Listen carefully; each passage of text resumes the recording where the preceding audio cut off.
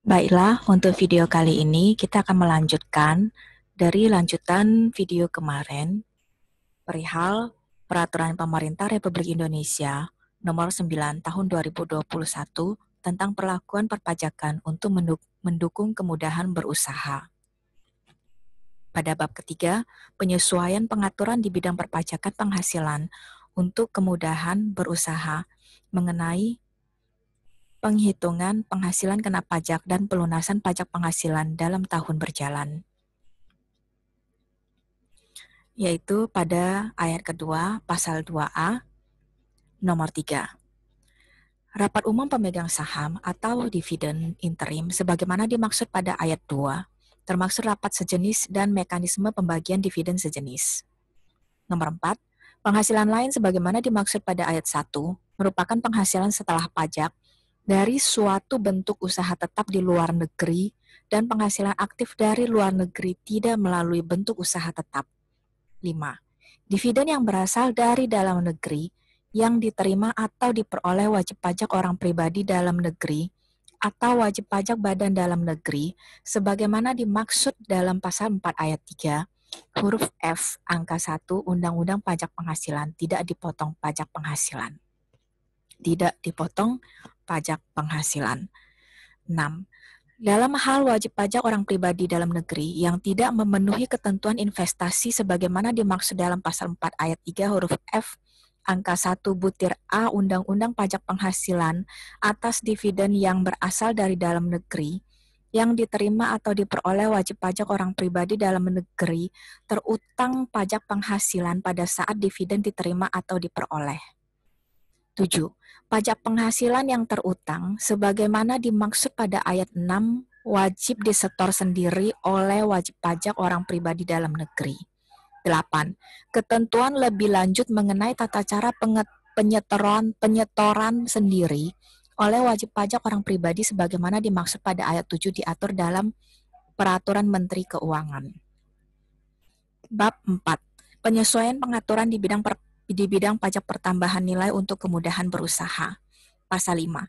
Beberapa ketentuan dalam Peraturan Pemerintah Nomor 1 Tahun 2012 tentang pelaksanaan Undang-Undang Nomor 8 Tahun 1983 tentang pajak pertambahan nilai barang dan jasa dan pajak penjualan atas barang mewah sebagaimana telah beberapa kali diubah terakhir dalam Undang-Undang Nomor 42 Tahun 2009 tentang perubahan ketiga atas Undang-Undang Nomor 8 Tahun 1983 tentang pajak pertambahan nilai barang dan jasa dan pajak penjualan atas barang mewah. Lembaran Negara Republik Indonesia Nomor 2012 Tahun Nomor 4, tambahan Lembaran Negara Republik Indonesia Nomor 5271. Diubah sebagai berikut. 1.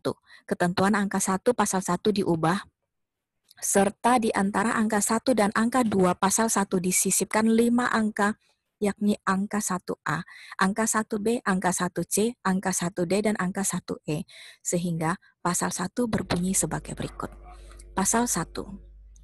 Dalam peraturan pemerintah ini yang dimaksud dengan 1. Undang-Undang Pajak Pertambahan Nilai adalah Undang-Undang Nomor 8 Tahun 1983 tentang pajak pertambahan nilai barang dan jasa dan pajak penjualan atas barang mewah sebagaimana telah beberapa kali diubah terakhir dengan Undang-Undang Nomor 11 Tahun 2020 tentang Cipta Kerja. 1A. Undang-Undang Pajak Penghasilan dalam Undang-Undang Nomor 7 Tahun 1983 tentang pajak penghasilan sebagaimana telah beberapa kali diubah terakhir dengan Undang-Undang Nomor 11 Tahun 2020 tentang Cipta Kerja. 1B.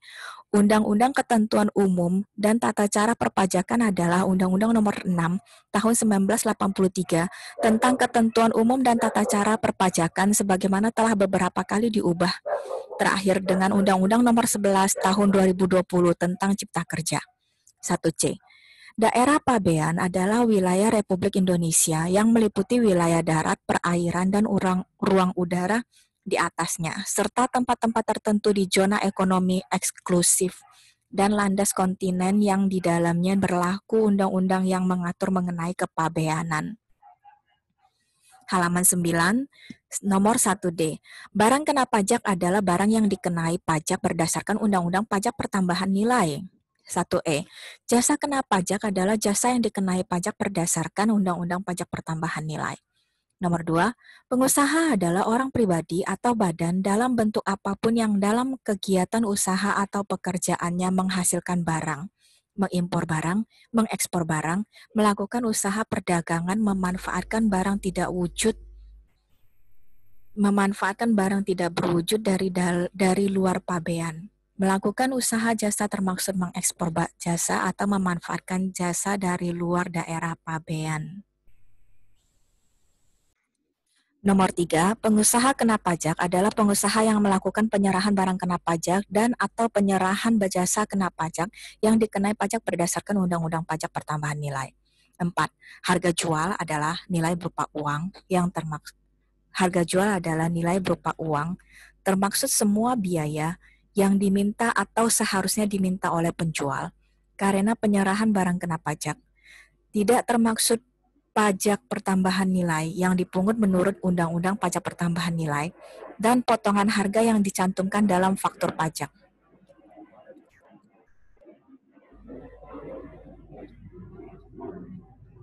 Nomor 5, penggantian adalah nilai berupa uang termaksud semua biaya yang diminta atau seharusnya diminta oleh pengusaha karena penyerahan jasa kena pajak, ekspor jasa kena pajak, atau ekspor barang kena pajak tidak berwujud.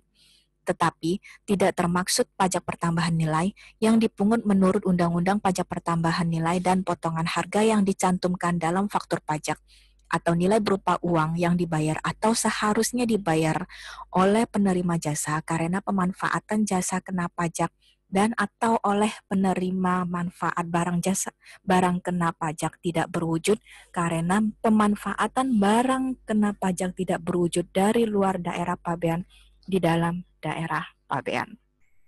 Nomor 6, faktur pajak adalah bukti pungutan pajak yang dibuat oleh pengusaha kena pajak yang melakukan penyerahan barang kena pajak atau penyerahan jasa kena pajak. Halaman 10, nomor 7. Pajak masukan adalah pajak pertambahan nilai yang seharusnya sudah dibayar oleh pengusaha kena pajak karena perolehan barang kena pajak dan atau perolehan jasa kena pajak dan atau pemanfaatan barang kena pajak tidak berwujud dari luar daerah pabean dan atau pemanfaatan jasa kena pajak dari luar daerah pabean dan atau impor barang kena pajak. Nomor 2, di antara pasal 5 dan pasal 6 disisipkan satu pasal, yakni pasal 5A sehingga berbunyi sebagai berikut. Pasal 5A, pengalihan barang kena pajak untuk tujuan setoran modal pengganti saham sebagaimana dimaksud dalam pasal 1A ayat 2 huruf D Undang-Undang Pajak Pertambahan Nilai meliputi pengalihan barang kena pajak untuk tujuan setoran modal kepada badan sebagaimana dimaksud dalam Undang-Undang Pajak Pertambahan Nilai. Saya ulangin, pasal 5A, pengalihan barang kena pajak untuk tujuan setoran modal pengganti saham sebagaimana dimaksud dalam pasal 1A ayat 2 huruf D Undang-Undang Pajak Pertambahan Nilai meliputi pengalihan barang kena pajak untuk tujuan setoran modal kepada badan sebagaimana dimaksud dalam Undang-Undang Pajak Pertambahan Nilai. 3. Ketentuan pasal 16 dihapus. 4. Ketentuan ayat 1, ayat 2, ayat 3, ayat 6, dan ayat 7 pasal 17 diubah. Serta penjelasan ayat 5 pasal 17 diubah. Sebagaimana tercantum dalam penjelasan pasal demi pasal, sehingga pasal 17 berbunyi sebagai berikut. Pasal 17. 1. Terutangnya pajak pertambahan nilai atau pajak pertambahan nilai dan pajak penjualan atas barang mewah terjadi pada saat A. Penyerahan barang kena pajak di dalam daerah pabean. B. Impor barang kena pajak. C. Penyerahan jasa kena pajak di dalam daerah pabean. D. Pemanfaatan barang kena pajak tidak berwujud dari luar daerah pabean di dalam daerah pabean. E. Pemanfaatan jasa kena pajak dari luar daerah pabean di dalam daerah pabean. F. Ekspor barang kena pajak berwujud. G. Ekspor barang kena pajak tidak berwujud. Atau H. Ekspor jasa kena pajak. Halaman 11. 2. Dalam hal pembayaran diterima sebelum penyerahan barang kena pajak, atau sebelum penyerahan jasa kena pajak, atau dalam hal pembayaran dilakukan sebelum dimulainya pemanfaatan barang kena pajak tidak berwujud, atau jasa kena pajak dari luar daerah pabean di dalam daerah pabean saat terutangnya pajak pertambahan nilai atau pajak pertambahan nilai dan pajak penjualan atas barang mewah adalah pada saat pembayaran. 3. Penyerahan barang kena pajak sebagaimana dimaksud pada ayat 1 huruf A untuk A. Penyerahan barang kena pajak berwujud yang menurut sifat atau hukumnya berupa barang bergerak selain penyerahan oleh pemilik barang atau yang disebut konsignor ya, kepada penerima barang atau yang disebut konsigni secara konsinyasi terjadi pada saat 1. Barang kena pajak berwujud. Nomor 3. Penyerahan barang kena pajak sebagaimana dimaksud pada ayat 1 huruf A untuk penyerahan barang kena pajak berwujud yang menurut sifat atau hukumnya berupa barang bergerak selain penyerahan oleh pemilik barang atau yang disebut konsignor kepada penerima barang atau yang disebut konsigni secara konsinyasi terjadi pada saat 1. Barang kena pajak berwujud tersebut diserahkan secara langsung kepada pembeli atau pihak ketiga untuk dan atas nama pembeli. 2. Barang kena pajak berwujud tersebut diserahkan secara langsung kepada penerima barang untuk pemberian cuma-cuma pemakaian sendiri dan penyerahan dari pusat ke cabang atau sebaliknya dan atau penyerahan antar cabang. Nomor 3. Barang kena pajak berwujud tersebut diserahkan kepada juru kirim atau pengusaha jasa angkutan atau 4. Harga atas penyerahan barang kena pajak berwujud diakui sebagai piutang atau penghasilan atau pada saat diterbitkan faktur penjualan oleh pengusaha kena pajak, sesuai dengan prinsip akuntansi yang berlaku umum dan diterapkan secara konsisten. B. Penyerahan barang kena pajak berwujud yang menurut sifat atau hukumnya berupa barang tidak bergerak, terjadi pada saat penyerahan hak untuk menggunakan atau menguasai barang kena pajak berwujud tersebut secara hukum atau secara nyata kepada pihak pembeli. Halaman nomor 12. C. Penyerahan barang kena pajak tidak berwujud terjadi pada saat 1.